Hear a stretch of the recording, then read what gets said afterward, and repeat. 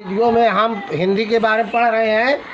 Hindi PGT post graduate teacher के बारे में पढ़ रहे हैं और प्रीवियस ईयर क्वेश्चन पेपर होगा जो बार बार आपके एग्ज़ाम में रिपीट होता है। क्वेश्चन सभी प्रश्नों का व्याख्या मिलेगा, हल मिलेगा, संपूर्ण हल मिलेगा, कोई क्वेश्चन आपका नहीं छूटेगा।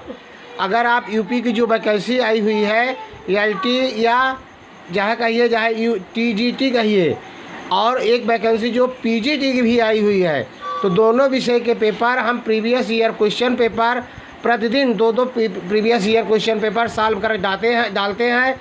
यदि आप उन्हें हल करते हो तो आप टॉप करोगे। निश्चित रूप से आपको पूरे प्रश्न का हल मिलेगा, सब कुछ आपके अनुरूप रहेगा।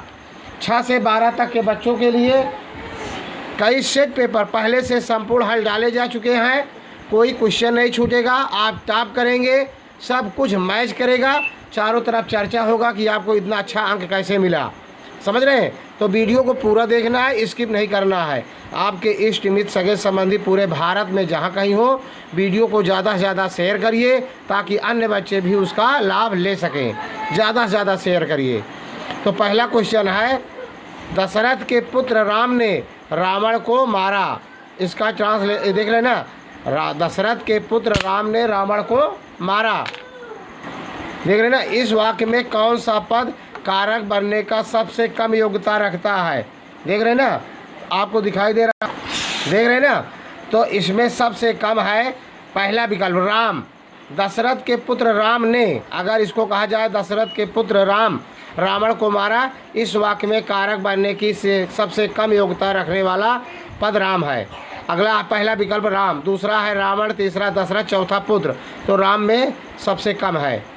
अगला है रीत काल को कला काल किसने कहा? रीत काल को कला काल आचार्य विश्वनाथ प्रसाद मिश्र, डॉक्टर रमाशंकर शुक्ल रसाल, मिश्र बंधु, आचार्य रामचंद्र शुक्ल। दूसरा विकल्प है डॉक्टर रमाशंकर शुक्ल रसाल ने रीत काल को कला काल नाम दिया है, जबकि आचार्य विश्वनाथ प्रसाद मिश्र ने रीत काल को श्रृंगार काल कहना अधिक औचित्यपूर्ण माना है। मिश्र बंधुओं ने इस काल खंड को अलंकृत काल कहा है तथा आचार्य रामचंद्र शुक्ल ने इस काल खंड को रीत काल नाम दिया है। देख रहे हैं ना, पूरा वीडियो को दिखाई दे रहा है। तो इसका दूसरा विकल्प सही था। रीत काल को कला काल किसने कहा था? डॉक्टर रमाशंकर शुक्ल, और इसका व्याख्या था। अब 32 नंबर क्वेश्चन, ठेठ हिंदी में उपन्यास लिखने वाले कौन हैं? निराला, प्रसाद, प्रेमचंद, हरिऔध। तो चौथा विकल्प है हरिऔध। ठेठ हिंदी में उपन्यास लिखने वाले हरिऔध हैं। इसका एक्सप्लेनेशन देख लीजिए पूरा। ठेठ हिंदी में उपन्यास लिखने वाले अयोध्या सिंह उपाध्याय हरिऔध जी हैं। इनके प्रसिद्ध उपन्यास ठेठ हिंदी का ठाठ तथा अधखिला फूल है। उपन्यासकार के रूप में प्रसाद की सफलता का प्रमुख कारण यह है कि उनकी भाषा बिल्कुल ही उपन्यास उचित नहीं है। प्रेमचंद के उपन्यासों की भाषा की खूबी यह है कि शब्दों के चुनाव तथा वाक्य योजना की दृष्टि से उसे सरल और बोलचाल की भाषा कहा जा सकता है। निराला ने जयशंकर प्रसाद की शायरी का अनुसरण किया है। स्रोत हिंदी साहित्य का इतिहास, डॉक्टर नरेंद्र। देख रहे प्रश्न संख्या आगे है, निम्नलिखित में से कौन श्री कृष्ण भक्ति का संप्रदाय नहीं है? श्री वल्लभ संप्रदाय, हरिदासी संप्रदाय, देखने अगला है नतसुखी उप संप्रदाय, गौड़ी संप्रदाय। तो तीसरा विकल्प इसका संप्रदाय नहीं है। तत्सुखी संप्रदाय श्री कृष्ण का संप्रदाय नहीं है, जबकि अन्य सभी श्री कृष्ण भक्त के संप्रदाय हैं। श्री वल्लभ संप्रदाय के प्रवर्तक वल्लभाचार्य हैं। हरिदासी या सखी संप्रदाय के प्रवर्तक स्वामी हरिदास जी हैं। देख रहे ना। गौड़ी संप्रदाय या चैतन्य संप्रदाय के प्रवर्तक चैतन्य महाप्रभु हैं। अब हिंदी साहित्य का इतिहास, डॉक्टर नागेंद्र, पृष्ठ संख्या 198 199। अगला है 34, सतसई काव्य परंपरा को आगे बढ़ाने वालों में कौन है? गया प्रसाद शुक्ल स्नेही, अयोध्या सिंह उपाध्याय हरिऔध, वियोगी हर अनूप शर्मा। विकल्प 3 है सतसई काव्य परंपरा को आगे बढ़ाने वाले श्री वियोगी हर जी हैं। ब्रजभूमि, ब्रजभाषा तथा ब्रजपति के वह अनन्य उपासक है। वियोगी हरि जी ने वीर सतसई नामक एक बड़ा काव्य दोहों में लिखा है, जिसमें भारत के प्रसिद्ध वीरों की प्रशस्तियाँ हैं। इनकी अन्य प्रमुख रचनाएं हैं प्रेम शतक, प्रेम पथिक, प्रेमांजलि, चरखे की गूंज, चरखा, स्रोत, असहयोग, बिगड़ा आदि हैं। हिंदी साहित्य का इतिहास रामचंद्र शुक्ल, पृष्ठ 346। एलियट का मूर्त विधान भारतीय काव्यशास्त्र के किस तत्व से तुलनीय है? साधारणीकरण, रीति, विभावन, व्यापार, प्रतिभा। पहला विकल्प सही है, साधारणीकरण। देख रहे ना, किन दो साहित्यकारों ने अर्धनारीश्वर नाम से रचना की है? हरिऔध माखनलाल चतुर्वेदी, विष्णु प्रभाकर हरिऔध, दिनकर बच्चन, विष्णु प्रभाकर दिनकर। तो चौथा विकल्प सही है, विष्णु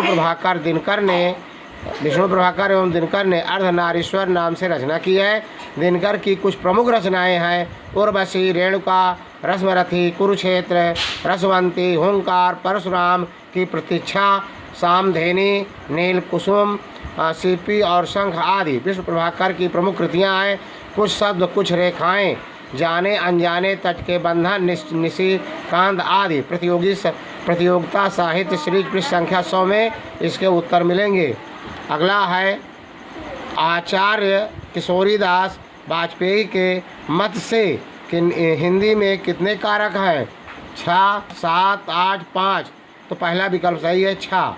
देख रहे हैं, आचार्य किशोरीदास के वाजपेयी के अनुसार कुल 6 कारक हैं। पांडव शब्द में कैसा प्रत्यय है? पांडव में कैसा प्रत्यय है? कृदंतक, तद्धित, स्त्री प्रत्यय नहीं है। दूसरा है तद्धित, मतलब पांडव तद्धित प्रत्यय बना है या अर्थ प्रत्ययवाचक संज्ञा बनाने वाले प्रत्यय कहलाता है। इसके अन्य उदाहरण है कश्यप, काश्यप, कुरु, कौरव, वसुदेव, वासुदेव, पृथा, पार्थ, रघु, राघव, सुमित्रा, सौमित्र आदि। देख रहे ना। अगला है धनुर्बाण में किस तरह का समास है? धनुर्बाण, धनु तत्पुरुष, देख रहे ना, बहुव्रीहि कर्मधारय द्वंद्व। तो चौथा द्वंद्व है इसमें। धनुर्बाण में द्वंद्व समास है। इसका विग्रह धनुष और बाण होता है। द्वंद्व शाब्दिक अर्थ है युग्म या जोड़ा। इस समास में 2 पद होते हैं तथा दोनों पदों की प्रधानता होती है। इनके विग्रह करने में समुच्चय बोधक, संयोजक तथा अथवा विकल्पवाचक संयोजक या अथवा लगते हैं। स्रोत प्रतियोगिता साहित्य सीरीज पृष्ठ संख्या 152। केवल सूक्ष्मगत सौंदर्य सत्ता का राग कहकर छायावाद का किसने विरोध किया था? आचार्य शुक्ल, महादेवी वर्मा, सुमित्रानंदन पंत, अज्ञेय। तो देख रहे हैं, महादेवी वर्मा ने छायावाद को परिभाषित करते हुए लिखा है कि छायावाद स्थूल की प्रतिक्रिया में उत्पन्न हुआ है, अतः स्थूल रूप में स्वीकार करना उसके लिए संभव न हुआ। उसने जीवन के इतिवृत्तात्मक यथार्थ चित्र नहीं दिए क्योंकि यह स्थूल से उत्पन्न सूक्ष्म सौंदर्य सत्ता की प्रतिक्रिया थी, अप्रत्यक्ष सूक्ष्म के प्रति उपेक्षित यथार्थ की नहीं, जो आज की वस्तु है। उसका मूल दर्शन सर्वात्मवाद है। छायावाद तत्वतः प्रकृति के बीच जीवन का उद्गीत है, अतः केवल सूक्ष्मगत सौंदर्य सत्ता का राग कहकर छायावाद का विरोध महादेवी वर्मा ने किया था। नेट स्लेट हिंदी पात्रता परीक्षा डॉक्टर शर्मा। प्रयोगवाद की जन्मदात्री पत्रिका है तार सप्तक, प्रतीक, नए पत्ते, नई कविता। देख रहे हैं ना। तो इसका उत्तर देखते हैं विकल्प में। देख रहे हैं, आपको दिखाई दे रहा है इसके पहले वाले में दूसरा विकल्प सही था। देख रहे हैं ना। अगला है, इसका उत्तर देखते हैं। आपको दिखाई दे रहा है उत्तर 1। प्रयोगवाद की जन्मदात्री पत्रिका तार सप्तक है। इसके संपादक अज्ञेय जी हैं। प्रयोग तो प्रत्येक युग में होते आए हैं, किंतु प्रयोगवाद नाम उन कविताओं के लिए रूढ़ हो गया है जो कुछ नए बोधों, संवेदनाओं तथा उन्हें प्रेषित करने वाला शिल्पगत चमत्कारों को लेकर शुरू में तार सरतक के माध्यम से सन 1943 में प्रकाशन जगत में आई और जो प्रगतिशील कविताओं के साथ विकसित होती गई, जिसका पर्यवसान नई कविता में हो गया। स्रोत हिंदी साहित्य का इतिहास, डॉक्टर नागेंद्र, पृष्ठ संख्या 627। सूफी मत में वर्णित साधक की 4 कविताओं हरिजअत, तरीक़त, मारिफत, हकीकत की भारतीय भक्ति मार्ग के साथ सही क्रम में संगत होगी। आचरण, उपासना, सिद्धावस्था, सत्यबोध। तो इसमें इसके पहले कौन सा विकल्प सही था देखें ना, पहला विकल्प। अब इसमें 4 विकल्प, तीसरा विकल्प सही है।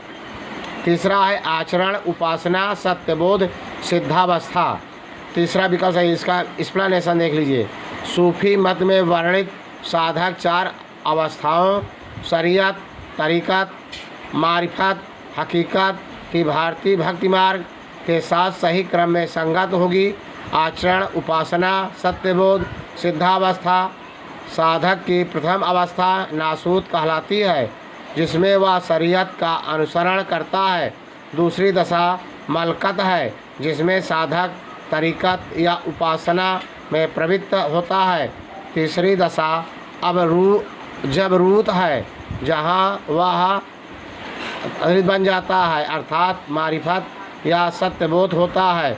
चौथी अवस्था लहूत है, जहाँ पहुंचकर इसे हकीकत, परम तत्व या सिद्धावस्था की उपलब्धि हो जाती है।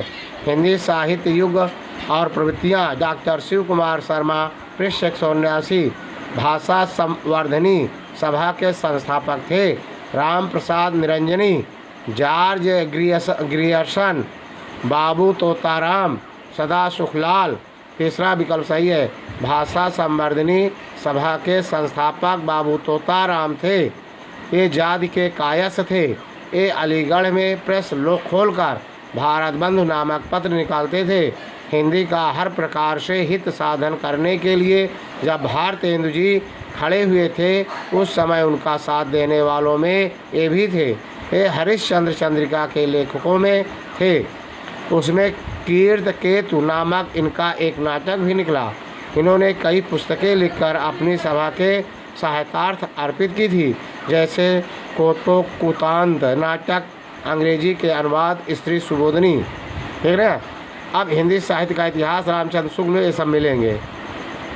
44 नंबर क्वेश्चन से आपको अगले वीडियो में पढ़ने के लिए मिलेगा।